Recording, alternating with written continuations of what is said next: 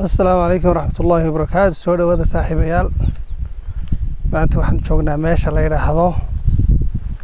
magaalo cigaal ayaan joognaa waa meel alla baday u dhow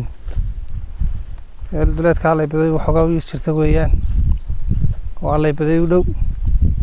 halkaasaan maanta dalxiis ku nahay beeraha iyo xasiidaasaan dhex joognaa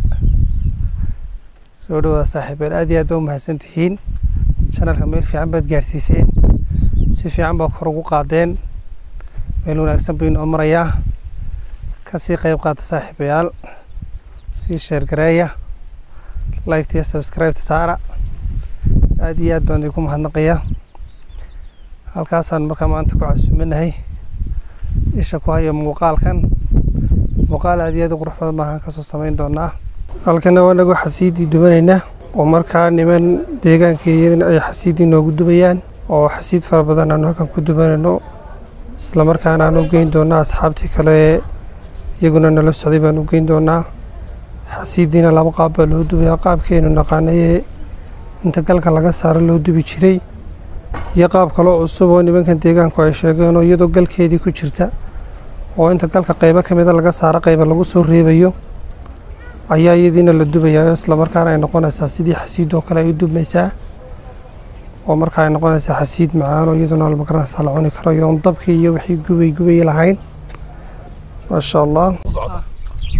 حاج عامل السلام عليكم. وعليكم السلام ورحمة الله وبركاته. ما أنت عسومتني iyo halkan aynu joogno warbixin yaro gaaban naga sii wada maasan horta ilaahay ma ka gaadho waa maalin jimca haya intii xanuunsanaysa Allah caafiyo amiin intii dhimatay ilaahay u naxariisto amiin waalidkan Allah u naxariisto amiin inagana ilaahay naga daba naxariisto amiin amiin dacwadaad qofna Allah u siiyay amiin ilaahay u siyaariyo amiin maanta waa deeyoom ka jimcaayo horta saliga nabiga ku salino Allah sallallahu alayhi wa sallam halkaan maanta joognaa waxa weeyaan sidoo ninkii martida lahaa waxa weeyaan macsuumay alla khayr siiyay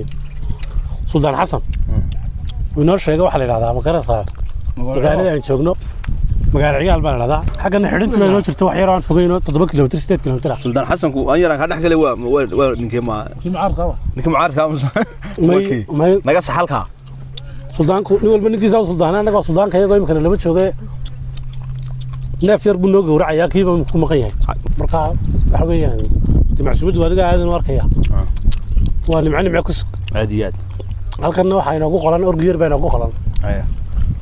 waa alxamdulillah slow bislaanaya haya ilaahay qaranka iyo beledka baa inoo barakeeyo nimcadana inoo siyaadiyo amiin beerahan ka waran xasiidin ka soo go'day orda waliga fiicay beeraha iyo dhulka laakiin waxa weeyaan maanta xasiidaan cunaa ولا شاقو وبهلا وجعسا معان ما قرص waxaan umaleynaa inaan cilbiyood ku bixin hadda tii roob ku baxday waan gartay inay tahay ma garatay marka waa ka ay cabdi baladu ka waran abaaran horta xasiid wala aan tan idin sheegayaa xasiid waxa la nooc casaan ka dhuuxa leh hayo waa sunnadii waa tii caadiga ahayd hayo عوين نكعنا مسألنا ما تقدر كبر كل أنا يدي كنت لها يا عنها جينا هاي وكبر نقو طلعنا وتعملوا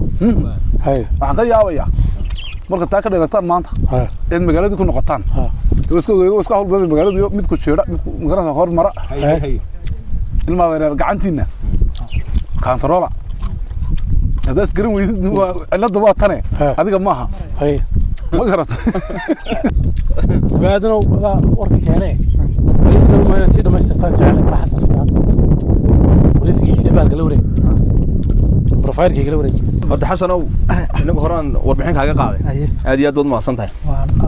عند عسومدن يحسيدن يو وانكي أهلن كقلن يعانيه جيلة يو محل هذا بيريه ينمعادي يبرواقة إسكالي هذه أدوات ما صنتها deegaanku baanu in yar inaad warbixin yar kooban naga soo noogu yar noqoto qaabka dadku ay beeraha u qotaan xilliga la qoto si dadku ay wax la soo baxaan adoo maas tawarno beerahan dhulkan waa beera qodad wax kalena deegaanka kuma noola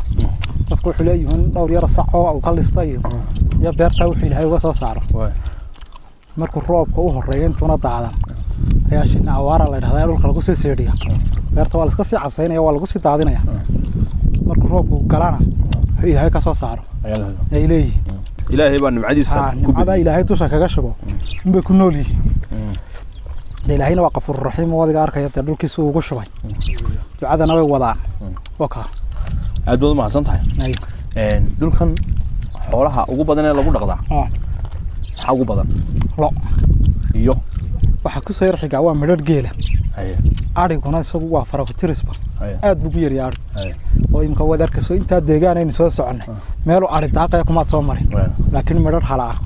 dad ku soo martay laakiin looda caanku ka deegaanka loo leey waa deegaankii loo leeyahay okay aad baad ma xasan tahay dhulku horta waa dhul barwaaqa waana dhulkii marka soo eegto geela hadii geel lagu beeri lahaa waa meel hodana waayo caleenta la beeray iyo daaqa baxay iyo garowga iyo nimcada iska dhax baxday markuu soo cuno cariis ma jiid lahayn arrinkan geel aad u dhaqan weydeen bal nooga war waxa weeyaan horta deegaanka bergoor geel lu haan jiray way geelana aad buu dhaqan jiray laakiin bari dhaxdaad buu geelu ka baxay arbaqadii ba sidoo qodaa kolka waxa aaminsan in geela inayna ka kareynba khudaarta yar ay beerayaan arigana isaga hadalkiisa badaal laakiin saca isaga gaarka lagu xidhay xarig baa lagu xidhay geelana de geel dhaqasho haday noqoto waa geel kayn loo foofinayo ma noqonayo geel xidhxidhade hal hashaan oo joogtana waan xidhanaabadayda kolka meel u geel socdo ma laba wadiga arkay taag inta isku jiraan maba dhanaba 20 mitir ba ma dhan oka aad ma santahay halka inta geela aad xidhaysan laba arrimood anaba dul dhigtaan ma حسنو halka kiisba ayaa ka dhacaya geela ما شاء الله geela waxa lagu talagalay in la ilaaliyo oo geelu waa wax qaaliya Soma marka geelaade horta waa leedahay waan xidhnaa yara xad gudub baan arkaa anigu niman geela yaalaan ya horta qowda geela horta meel bad kaga dhacday marka waxaan ka codsanayaa maadaama odaygii deegaanka tahay aduna ma disho inaad geela arrinka la xidhayo inaad wax ka bedesho waan iga jawaabaya ama hadii geela xidhkiisa waxa keenay meesha marka khudaar laga beero tamaar laga beero basal laga beero geed yartoo dhan baa ka baxaysa taagana waxaan kuu sheego 20 mitir baa isku jiro geelo haduu mar saa u soo tallaabsado taagan u galaya bakan meel geel badan lagu dhaqan malihiin inta hasha la xidhayo oo kaliya hashi ka daaya marka ina laba qodob kala doorto hashi in xurriyad aad ku haysataan daaqo wax cunado ya meeshii marka damo la isqabsanaya geelay iyo leeyahay la kala baxaya horta markii hore aynu soo baxnay inuu safarka u soo baxnay kawdi aan ku yar wado ninkan odaga Ahmed Awil geelis waxa laga yaabaa hadii marka la weydiiyo inay tiro u yahay boqol halaad ya wadulkii hawdka burco marka nin boqol halaad oo geel halka ku direeriyo marka tiradaha 5 waan xidhxidha oo xanaaqaya horta labada deegaan waxa kala keenaya deegaankaas hawdkii lagu dhaqayay buu leeyahay aniguna horta dhulkan geelba kuma ogeynba markaan safar u soo baxnay uu halka caana geel weydiiso waan ku dhawaal loo baa laga helaa dhulkan mararkan halihiiba way ku soo qaldameenba mararkan halaaba kuma ogeynba marka aniga xaalba ka bixinaysa geela la xidhay xaalba ka bixinaysa wala qomay wala warbixinta Cabdirasaaq وطن قضاء جليل قضاء جليل كتير هل المالون نربي ما صار هو احنا جايز هذا إرمان يا ولا سيتايسي هذا لا هم هتقول له من الزمن هذا نو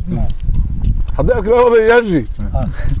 أبي يجي أو يشين هاي ولا لا لا لا رجع سوى ذيك مدلين بقى مقارنة حسن واحد منكم هيستباع جينا هذا حراي وجار ولي بلا حراي جار لو حراي ولي وحنا صح هل إرمان وهريسو ولا سيتي ولي بلا حراي أنا كم حلا أنا أقول دوبان تاي بس ما عندك تاني نوع عسومادي ما شاء الله ما أنت وحنوع عسومنين لين أصحاب تكملة لما كان نسرعني أو مشوا ديجان كودا يتهاي أدياد ومهتسي هاي ماشي عسومات الرقبة اسكو هلاي oo isku bartay ni waliba dhinaciisa ayuu garanaysaa hawsha ka bilaabay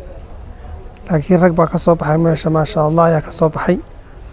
oo ragii la casuumayay oo casuumada u qalma ma sha Allah